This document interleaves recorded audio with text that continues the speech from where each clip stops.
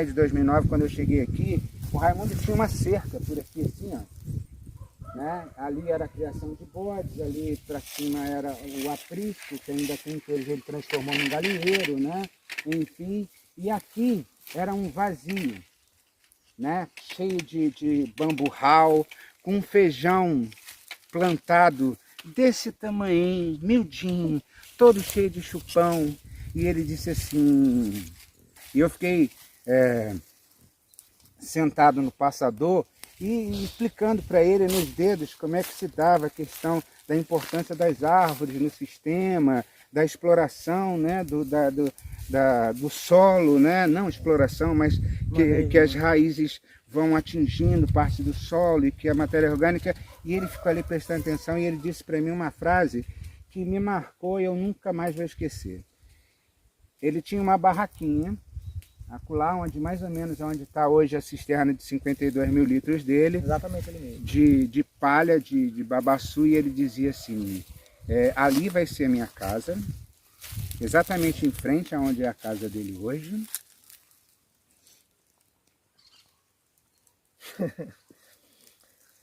Agora vocês sabem por que eu sou chorão, né, pessoal?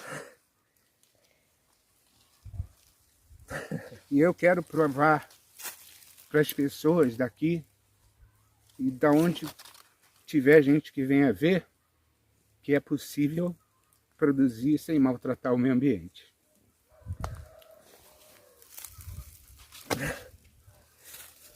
Só lembrando, Flávio, que quando eu apontei o dedo que ia fazer a casa, só Deus sabia onde é que estava a renda para fazer o dinheiro. E um parêntese, e eu sentado no passador, olhava uma terra seca, com vegetação indicando terreno extremamente depauperado. Ele tinha coberto a terra com palha de arroz, o que não é aconselhável por conta da quantidade de lignina e a quantidade de tempo que ia demorar aquilo para recuperar. E ele apostando, carregando na bicicleta, num jacá, passando por cima do tal do passador que eu estava, que era alto, né? Com o jacá e a bicicleta, levava e jogava. O vizinho em frente queimava palha de caju, né? Do cajueiro que ele tem, imenso. Ele juntava tudo e jogava aqui dentro, apostando no que hoje é a Roça da Libertação e que vocês veem, né, nos vídeos aí que são passados. E aí eu dizia comigo assim, eu vou falar, mas esse cara é louco, né? Ele vai ter um trabalho do cão para fazer. Eu achava isso. Mas quando eu cheguei aqui em 2010, quando ele diz assim, eu aprendi com fulano, eu aprendi com Raimundo a ser persistente, a ser insistente, a ser perseverante, porque o que ele tem hoje é resultado disso e do trabalho dele, né? É muito interessante a gente mostrar para os jovens, né, de hoje que o processo de transição agroecológica é como a vida. O caminhar começa no primeiro passo. E o primeiro passo do Raimundo foi a vontade de mudar.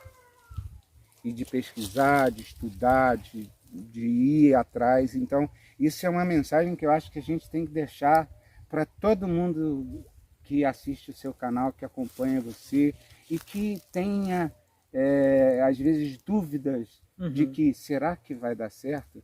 Não será que vai dar certo, não. Vai dar certo. E está aqui. Hoje eu tenho um sítiozinho lá no Cocal que eu estou tentando imitar o que o Raimundo faz aqui. Daqui a uns anos eu acho que a gente vai conseguir chegar, né, no patamar de equilíbrio e de produção que o Raimundo tem. E aí o processo hoje, né, a conversa hoje, o diálogo hoje é sobre transição agroecológica. O que é essa transição? Aí cientificamente, lá nos livros, diz, transição começa no processo de diminuir o uso de químicos, né? Aí depois você vai e muda, né, o que você utiliza, né? Que é a substituição de insumos. Os químicos põem o orgânico, né, o natural. E depois é o redesenho do agroecossistema. E a gente acompanhou aqui com você tudo isso. Naquele ano que você que eu estava no passador ali, você disse, foi a última vez que eu apliquei veneno para chupão, eu nunca mais aplico. 2009. Aí eu vou só aqui mostrar como é o processo de transição. Depois você começou a usar urina de vaca. E depois falou, esse negócio fede muito, eu não vou mais fazer isso.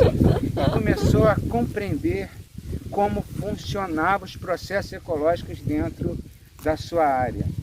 Eu vou falar isso aqui para você depois conversar, porque são coisas que eu me lembro e eu sempre trago isso à tona nas discussões, né? Eu me lembro uma vez que tem um percevejo, que é marronzão, grandão, que ele é um entomófago. Então ele é um inseto que come outros insetos, tá? E aí o Raimundo disse assim, esse inseto come 13 tipos de insetos. Aí eu, pô, como é que ele sabe isso, né? E perguntei para ele, falei assim, Raimundo, explica para mim, não, tal inseto, tal inseto, tal inseto, tal inseto. Eu vi aqui na roça observando ele se alimentando. Agora vem cá para você ver. Aí cheguei, tinha um inseto dentro de uma garrafa e ele ia botando outros insetos ali. Então esse aqui ele comeu, esse aqui ele não comeu. Aí ele chegou à conclusão. Ou seja, é o interesse de pesquisar e de ter aquela questão que se faz, né? Elucidada, e a própria natureza te deu a resposta, né? Você usou o seu intelecto e falou assim, poxa, se eu botar ali o bicho vai comer, né? E fez isso. Isso é uma coisa que eu sempre trago para os meus educandos, né? Que é a curiosidade de ver como funciona. E eu sempre digo para o pessoal, quem sabe do campo, da sua roça, é quem está lá. O Raimundo sai da casa dele, ele tropeça na soleira da varanda, né? Ele cai dentro da roça. Então a gente precisa valorizar esse conhecimento do agricultor, que é um conhecimento embasado, muitas das vezes, né, em coisas empíricas, no caso do Raimundo, científicas, porque também lê. Esse negócio que ele disse que lê e grifa, um belo dia a gente andando na roça, ele começou a me perguntar algumas coisas. Flávio, o que é isso? Aí eu, como já mexia com ecologia, com agroecologia, eu fui respondendo, né? Mas eu me lembro muito bem que ele me perguntou uma coisa que eu fiquei assim, onde é que esse cara viu isso, né? Aí ele falou assim, o que é hotspot? Aí, como eu dava aula de ecologia, hotspot é um local onde existem muitas espécies endêmicas que só ocorrem naquele lugar, piriri, piriri, piriri. E aí ele me fez, sei lá, ele me perguntou umas 30 coisas diferentes, algumas eu fui no rumo, outras eu sabia, outras eu falei, analisando, eutrofização, né? Eutrofização, aí isso aí eu também sabia por causa da ecologia. Aí beleza. Aí um livro, que ele já fez a resenha do livro com vocês, né, do canal, né? Mostrei, né? Já mostrou. É um livro imenso, 600 e tantas páginas, parece uma bíblia. Ele me emprestou o livro. Aí no final do livro tem um glossário, né? Que é lá as palavras que estão no livro.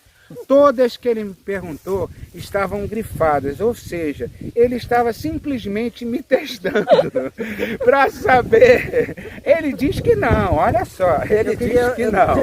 Ele queria a resposta em outros ângulos. Em outros ângulos, olha, na verdade, eu tenho certeza que ele estava me testando para saber, será que esse cabra sabe mesmo? Aí, mas beleza, ainda bem que eu não me saí mal, né? Assim, média 7, tá bacana, foi legal. Mas assim, então hoje o nosso bate-papo vai ser sobre isso, Raimundo. A partir daquele dia, da gente sentado ali, eu sentado no passador e você embaixo na sua plantação de feijão, muito debilitada e uma vegetação pouco diversa e muito debilitada, coberta com uma palha que não era a apropriada para fazer a recuperação do local, o que você tem para trazer para nós, desde aquele momento, e vindo desfiando aí o novelo ou desnovelando aí essa história, conte para nós. Flávio, é muita coisa, viu? A gente faz mais vídeos, só. Porque assim, eu percebi que uma coisa muito importante era a cobertura do solo, né? Então, qualquer coisa aqui para mim que decomposto ou não, que decomposto, embora que fosse demorado, que nem a caça do arroz, para mim era importante. Retirar quieto? Mas já depois Já fui ver tirando que quieto, não era só cobertura, mas que tem que ter diversidade, né? De planta. Quanto mais planta tivesse naquele ambiente, mais equilibrado ele estava. Quanto mais tipo de planta tivesse, mais tipo de inseto diferente tinha e aí causava o equilíbrio, né? E aí entra o rosto seletivo, sabe? Que é importante também, plantio consorciado. É importante também a questão do comércio, né? Preço justo, né? Uma das coisas que é importante, inclusive eu busco muito isso, é uma diversidade de produtos, né? A agrobiodiversidade. É.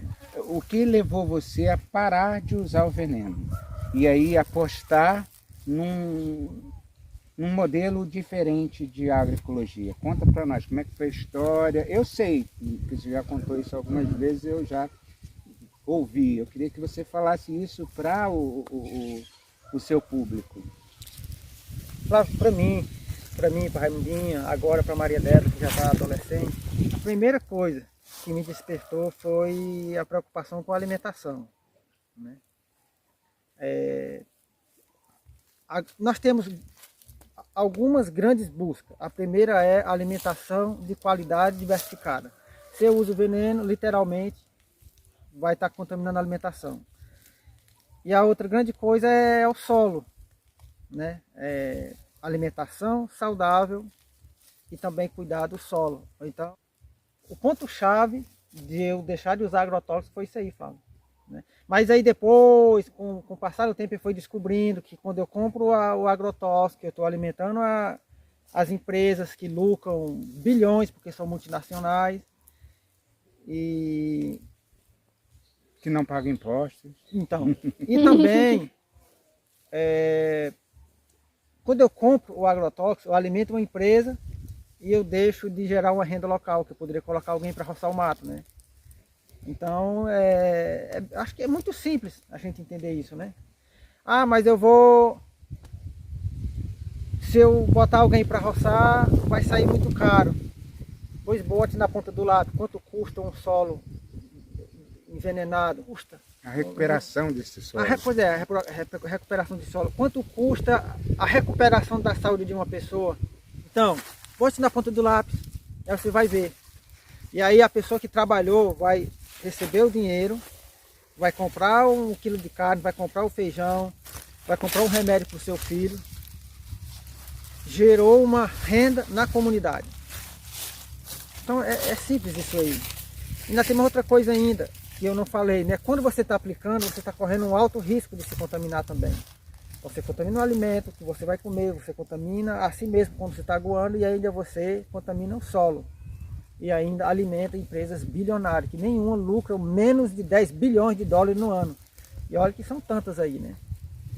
Então, perceber isso, né, também, de novo, novamente, é que fez eu cada vez mais lutar, né, resistir para que uma nova agricultura fosse realmente possível, como está sendo.